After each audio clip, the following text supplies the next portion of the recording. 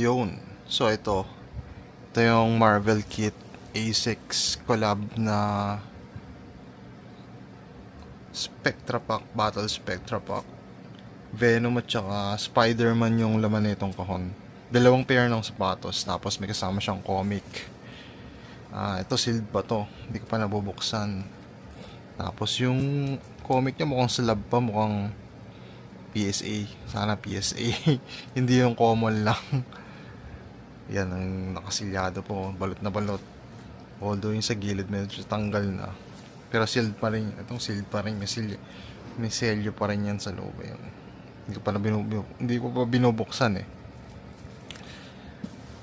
Mabigat din siya. Kala ko dati exage yung 10 kilos ng bigat niya na sinasabi nila sa akin, pero totoo. Abot yata ito ng 10 kilo, mabigat siya kasi ang